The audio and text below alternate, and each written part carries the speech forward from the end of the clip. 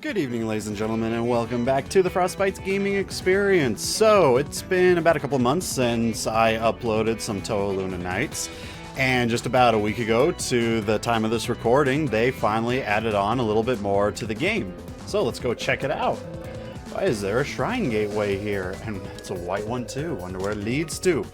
Anyways, so yeah, about a couple weeks, I want to say about 1 week ago, 1 or 2 weeks ago or so, they actually added on more to this. And I believe at the end of the last episode, I showcased where the shrine was and said, hey, you know, there's going to be some more stuff coming out at some point, and that I hope that it wasn't DLC that we had to pay for.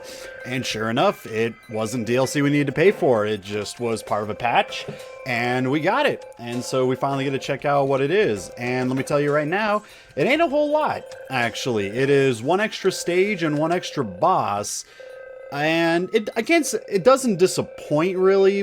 The only disappointing thing about it is that I was hoping for like a little bit more, like a whole second game, really, kind of like a whole Castlevania flipped upside down scenario, but, you know, their own little spin on it or something. But no, we only actually get one extra section and one extra boss, and then once you're done with that, you get a boss rush mode that I'm not exactly interested in. But you know what, I said we'd be coming back and playing the rest of this, and I meant it. Let's go ahead and do it. We're in chaos space, and kind of like with the rest of this game, story-wise, I really just don't care. We're just kind of here to do it. So now we got ourselves some black cats covered in the purple shielding, so you freeze the time, the cats are still going to come for you. Take a good amount of hits to take care of them. With this area, we got a new couple secrets here that we need to pick up, some new abilities and whatnot. You kind of see some of the extra spaces under the jewels, the skills. There's one extra space under the key, and we'll get to that when we get to that in ability as well. So yeah, we got ways to go. We also got these little cat dogs, whatever it is, that try to make themselves invisible. And kind of like with the rest of this game, absolutely amazing soundtrack. I actually like the song for this new stage area. It's really cool. Alrighty, so we got these new little blocks here that heed our progression from going forward, but that's what these little peace signs are for. You activate them, and basically think of it as Zelda with, whoa, got hit by the little purple goop there. Anyways, think of it as Zelda in a sense where you gotta hit the red and blue, I want to call them blocks or buttons, in order to activate certain ones that can open up and certain ones that can't. One big thing about this new area that we're in, as you can see, I've already picked up 8 diamonds. Now, I don't know if that's because there's been a patch that makes diamonds more drop often, or if that's just this new area, you know, the enemies are tougher, so you get diamonds out of them. But yeah, be expected to get a whole mess of diamonds in this area. And also a Sun Wukong monkey to be going against, along with some other good enemies that can get really annoying at a point in time, especially these fish down here that take forever to kill and can do a good amount of damage right on back to you. I absolutely despise them. Alright.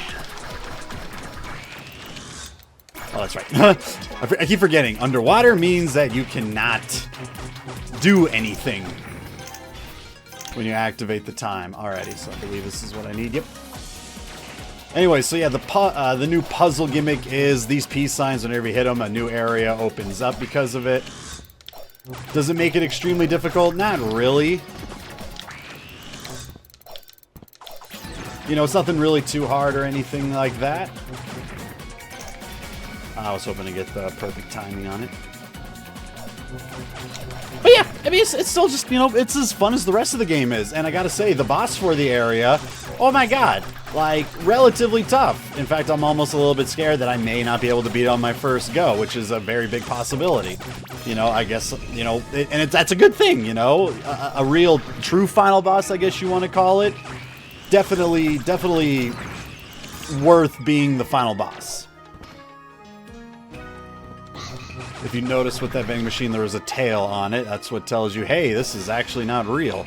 And I'm going to go ahead and give myself some extra mana here. But yeah, I believe I died 2 or 3 times to the final boss before I actually got the pattern figured out. And even then, I think I killed it before it actually did new attacks, because when I did my test play to make sure that I remembered where everything is, because there's still some hidden secrets and all that, she was doing a new type of attack that I did not see her doing the first time I went against her. And so, yeah, I'm pretty sure it's another one of those where I might kill it before I could show off all of its attack patterns, which is okay with me because it's already a difficult enough boss as it is. I don't want to make it any more difficult. But with these peace sign puzzles, it doesn't add a whole degree of difficulty in the puzzle solving with it because it's all very straightforward. And eventually you get some ones wrapped in purple, meaning that you can activate it while in frozen time. That can help out with future puzzles, but again, doesn't make it any harder. You know, a lot of these puzzles aren't really exactly needed all that much. Anyways, more plot stuff. I don't know any of this. This is kind of oh my goodness, Phoenix Wright just ended. I don't have anything else to do. I was planning on doing this anyways. But it was like, okay, you know, I have an idea on what my next Let's Play is going to be, but I need to replay it because I haven't played it in 10 plus years. And even then, I've never beaten this particular game, so I gotta see if I even can do that. And again, you know, I've just been in a Metroidvania mood lately.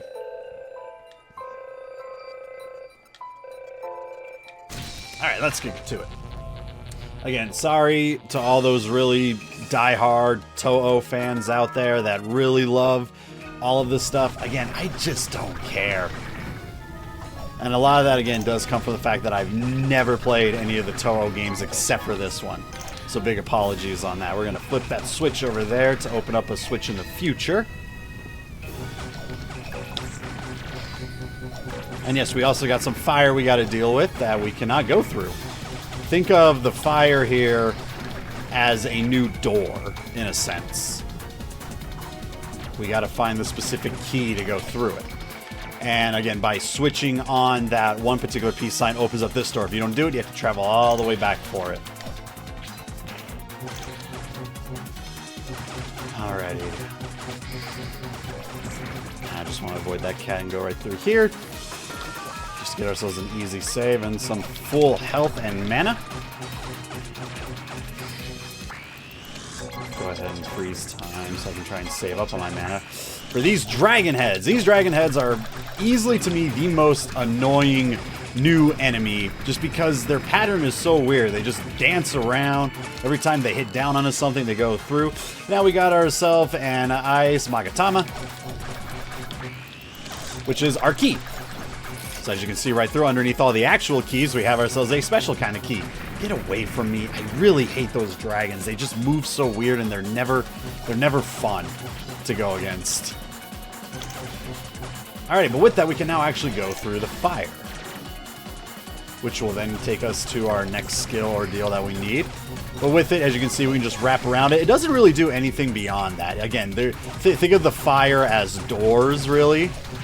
And that is just stopping us from progressing in order to get ourselves this little skill ability, the dash spikes. Now when we double tap in any direction, we now have a fast move.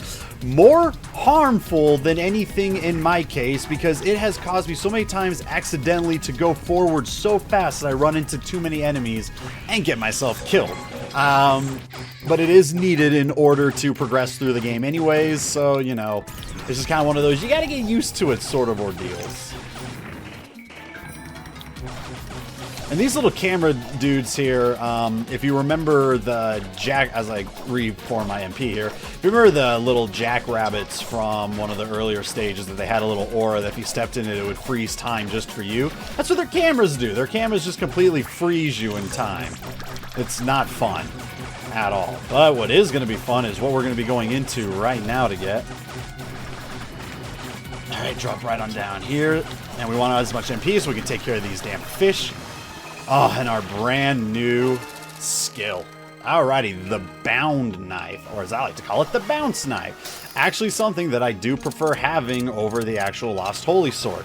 The reason being is that these suckers are strong, and even though they take up more MP, they kill a lot faster, but it's much easier to utilize with the time freeze. So if we freeze time, we can throw up to 4 of them, throw them all out, and they bounce a total of 5 times off of the walls. The thing that makes them so good, again, is just how insanely strong they are and how much damage they do.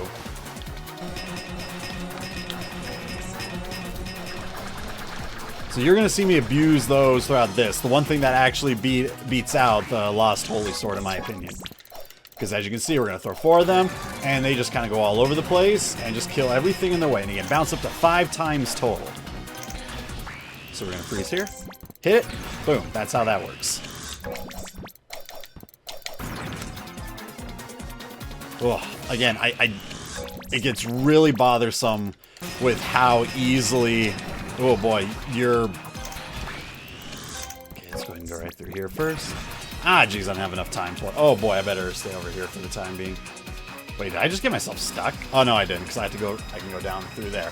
The reason why we wanted to try and go this way is that there is another vending machine, but we're actually high enough on HP and MP that we don't really need to. I hate these fish. Okay, so we're just going to rush right on through, fall down, and just get right on out of here. Because again, fuck the fish. And as you can see, they just do a good amount of work. Oh god, they do pierce damage, just go right through everything. I keep falling for that. I see the tail at too little too late of a time. But yeah, again, a really powerful weapon. And you can also throw them upward. Oh boy. Sun Wukong, not exactly happy with that with me. Alrighty, I actually kind of want the Holy Sword for this one, just because of these guys. Beautiful. Alright, go back to the bound.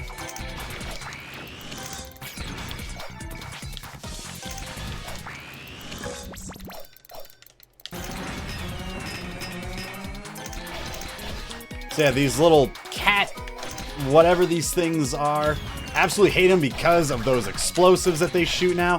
Why am I stuck? Why am I so stuck? Oh, it's because of the dash. Again, that dash can really get annoying at some points. Alright, that is a fake. We are not going to fall for it. Just going to go ahead and go right around. Hit this, get ourselves a full. Perfect. And we're just going to let him sit there and think about what it is that he's done. Awesome. Now, one thing that you are going to notice we do a lot of is make mistakes. I've been playing a lot of Dead Cells lately, so I've been getting a lot of my controls mixed up. A little diamond patch right there, so we got ourselves already 27 diamonds. Really good for us. Yeah, these bounce knives are amazing. Easy skip. Every single area in this game has at least one thing you can easily skip on. Dash right on through, slide under, call it good, and hate these dragons. Okay. Absolutely despise these dragons. I really do, because in most cases when I'm trying to dodge them, I find myself going back and then going through the door and having to deal with them all over again. It's such a pain. I don't like them. I don't like them. Kind of think of it as also like the 1,000 knives. Up and see, there's a little test as to what happens. We'll let him do it. Oh, I thought he was actually going to get us that second time there. I was just ready to accept my fate of being stunned 2 times over. So this is going to be one of those situations where if I get hit wrong, I'll end up going right through and having to deal with them all over again. Okay, that's one of them down. Oh, 2 of them. Cool. Awesome. Good, good, good. And what we're going to do is we're going to go through this warp down to here, so we can have another vending machine that we can take advantage of, but another save state, just in case. Because we don't get another save until we get towards the final boss, and if we make one critical mistake, we got to redo all of that. Not looking forward to that whatsoever. And Imagine having these bounce knives for that early portion of the game. Oh, it would have been so easy. Anyways, say goodbye, because that's the last time we're going to see the old stages. Any of the old stages, really.